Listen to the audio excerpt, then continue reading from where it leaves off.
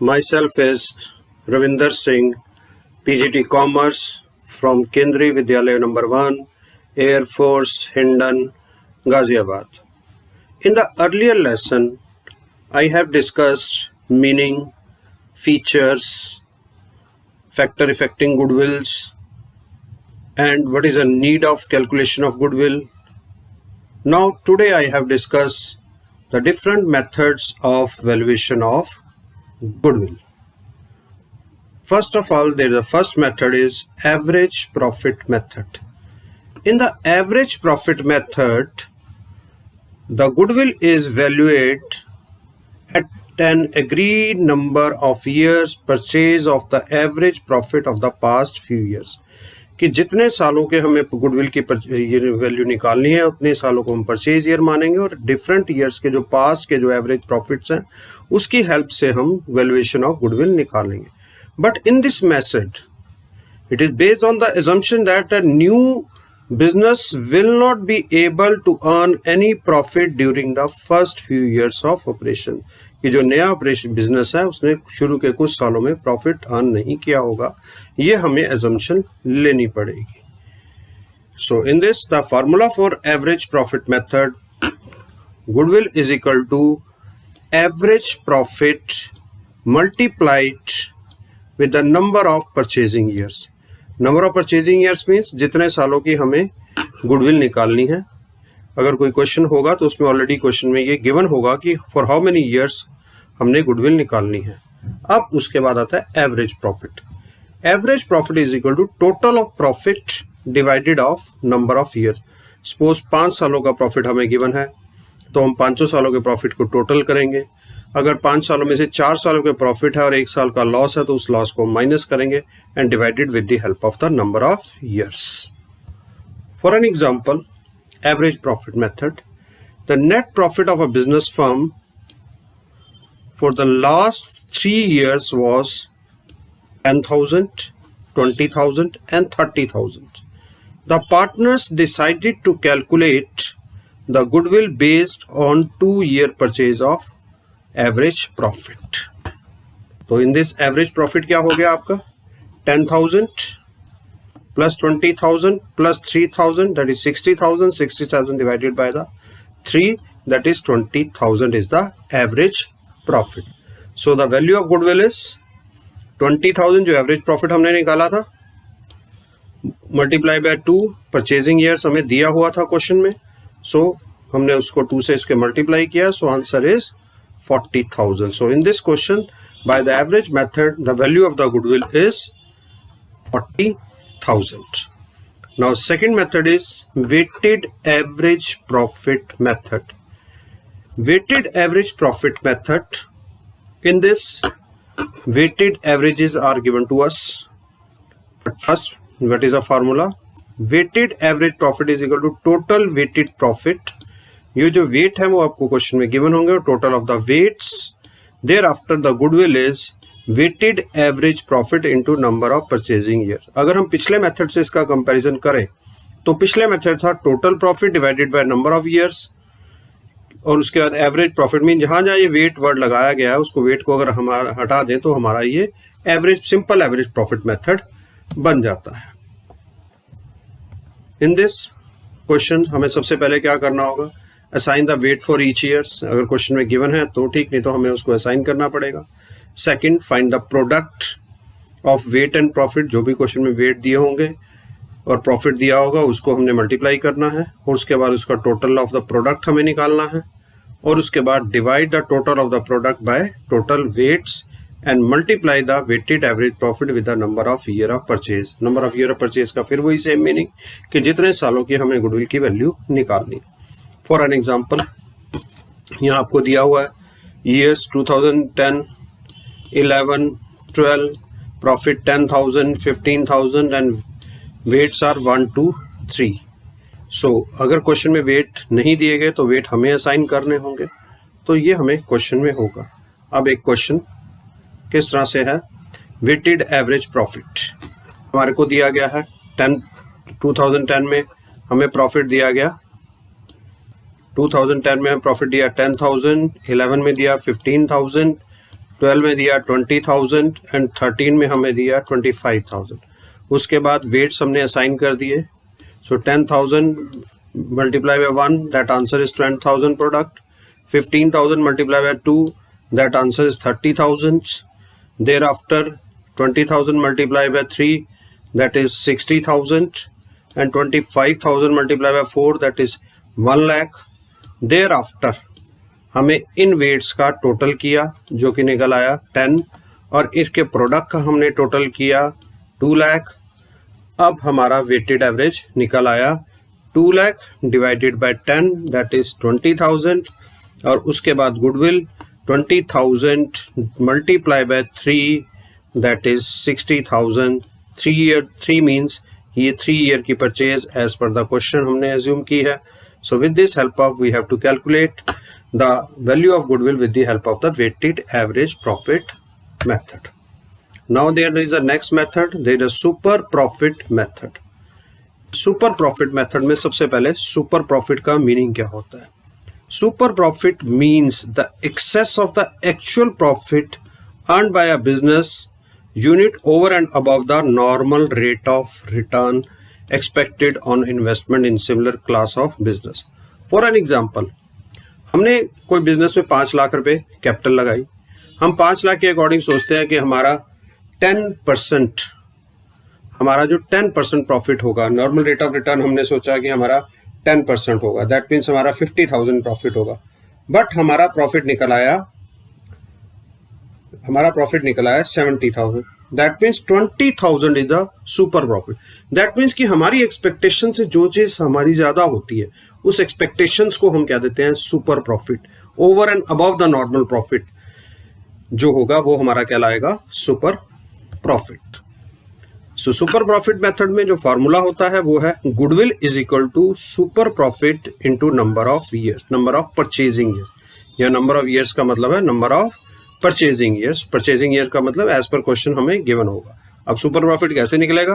That is actual profit minus normal profit. Normal profit is equal to capital employed into normal rate of return into 100। अब किसी question में actual profit की जगह average profit भी question में दिया हुआ है तो भी हम क्वेश्चन में ये मान लेंगे कि वही हमारा एक्चुअल प्रॉफिट है। और जो फॉर्मूले में NRR लिया गया है that is means a normal rate of return. With the help of this we have to calculate the super profit method goodwill. Now first there is example, average profit is 20,000, clear?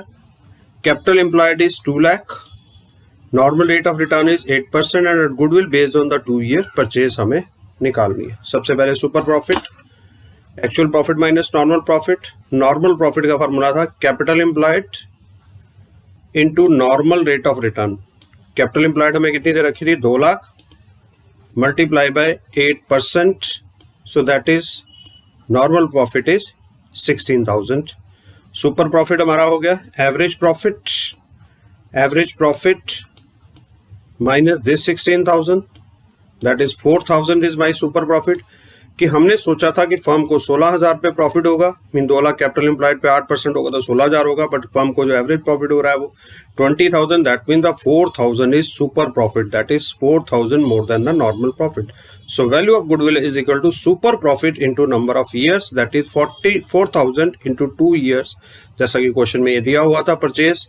So that is 8 years जो हमारा answer निकल आया। 8,000 is my answer as per the super profit method. Value of goodwill is 8,000 as per the super profit method.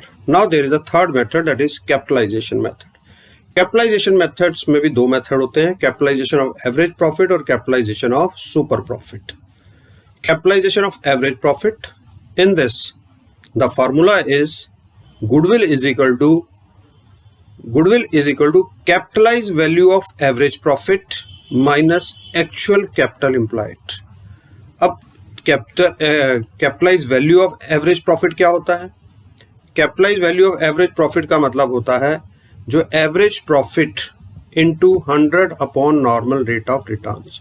Mean earlier में हमने पढ़ा था कि average profit is equal to capitalise value into normal rate of return and 100, तो उसी से हमने निकाल लिया कि हमारी जो एक्सपेक्टेड कैपिटल है या capitalise value of the average profit में प्रॉफिट के अकॉर्डिंग हमने कितनी कैपिटल लगाई हुई है, ये हम वैल्यूएट करते हैं। उसके बाद आता है एक्चुअल कैपिटल एम्प्लॉयड कितनी है। एक्चुअल एम्प्लॉयड निकालने के लिए हमारा तरीका होता है कि total of the asset as per the balance sheet. Balance sheet में जितना टोटल एसेट्स दिया होगा, टोटल एसेट में से हमें गुडविल अगर क्वेश्चन में है तो गुडविल हटानी होगी, तो हमारा वो टोटल एसेट्स निकल कर आ जाता है। Total assets minus outsider liabilities. Outsider liabilities means कि हमारी जो ऑनर्स फंड है, the liabilities are divided in two parts, one is the owner fund and other is the borrowed fund. तो हमने यहाँ पे सिर्फ बोरोड फंड लेने हैं, ऑनर फंड नहीं लेने। ऑनर फंड का मतलब कैपिटल नहीं लेनी, रिजर्व एंड सरप्लस नहीं लेना। Outsider liability mean creditors, debentures, loans, ये सारी चीजें हमने लेनी है। टोटल ऑफ एसेट में तो ऑलरेडी क्लियर है कि हमें बैलेंस शीट में जो एसेट साइड का टोटल दिया होगा that is excluding the goodwill, और भी कोई फिक्शियस एसेट होगी तो वो हमें निग्लेक्ट करनी पड़ेगी। जब दोनों तरह से हमारी जो capitalise values of average profit और कैपिटल एम्प्लॉयड निकल आएगा, उसका जो डिफरेंस होता है that known as the goodwill, that known as goodwill. So for an example, average profit is 50,000, normal rate of return is 10%, total asset इसमें goodwill को पहले exclude कर दिया गया है, liability is 50,000, that is outsider liabilities. So capitalized value of the average profit मेरी बन गई, that is 50,000 multiply by 100 upon 10 जो कि normal rate of return थी, that is 5 lakh rupees. In profit के अकॉर्डिंग अगर हम कैपिटलाइज वैल्यू निकाल रहे हैं वो हमारी निकल रही है 5 लाख। अगर हम नेट एसेट्स या कैपिटल एम्प्लॉयड निकाल रहे हैं, एसेट अप्रोच से निकाल रहे हैं, तो 4 lakh minus 50,000 that is 3,50,000। So now there is a value of goodwill is capitalise value minus capital employed that is 5 lakh minus 3,50,000 that goes to 1,50,000. So this is the capitalization value of the average profit method, goodwill. अब goodwill इसमें हमने जो निकाली थी उसमें मैं फिर से एक बार क्लियर करना चाहूंगा कि इसमें जो हमने प्रॉफिट के अकॉर्डिंगली जो कैपिटल जो हमने एक्चुअल लगाई होती है उसके अकॉर्डिंग हम एस्टिमेट कर लेते हैं कि हमारी कैपिटल कितनी है। उस एस्टिमेट के accordingly normal rate of returns और प्रॉफिट के अकॉर्डिंग हम कैलकुलेट कर पाते हैं। उसके अलावा हम एसेट और लायबिलिटीज अप्रोच से हम उसको नेक्स्ट को हम कैलकुलेट कर पाते हैं। Next, there is the last method, capitalization of super profit.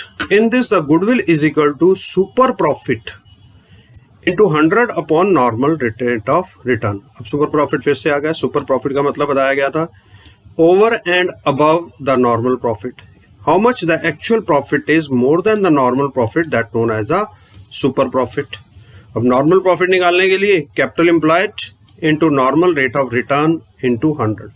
अगर हम ये दो देखें तो ये सिंपल वाले सुपर प्रॉफिट से ही दो फार्मूलास को लिया गया है और उसके बाद गुडविल को super profit into 100 upon normal rate of return कर दिया है। For an example, capitalisation of super profit कैसे हम कैलकुलेट कर सकते हैं, उसके लिए हमारे पास है सुपर प्रॉफिट। सपोज हमने ले लिया 20,000 में, पहले की तरह हमने कैलकुलेट किया हुआ है कि super profit is equal to actual profit minus normal profit, so that 20,000 हमने ऑलरेडी एस्टिमेट कर लिया है। और उसके बाद normal rate of return is 10%, so goodwill is equal to super profit into 100 upon normal rate of return. So goodwill is equal to 20,000 into 100 upon 10 is the normal rate of return, that is the 2 lakh rupees.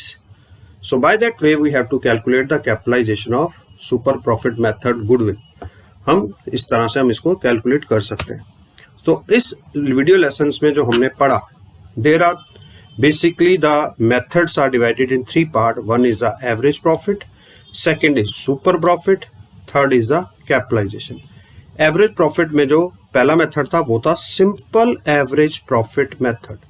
Simple average profit method में हमने पिछले सालों के profits को उसके number of year से divide किया और मल्टीप्लाई कर दिया नंबर ऑफ परचेज ईयर से। वेटेड एवरेज में हमने प्रॉफिट्स वही लिए लेकिन वेट असाइन करने के बाद हमने उससे वेटेड प्रॉफिट निकाला, फिर उसको वेटेड प्रॉफिट को बाद हमने उनको टोटल वेट से डिवाइड कर दिया और उसको नंबर ऑफ ईयर से परचेजिंग ईयर से मल्टीप्लाई करके हमने value of goodwill with the help of the weighted average profit निकाल दी।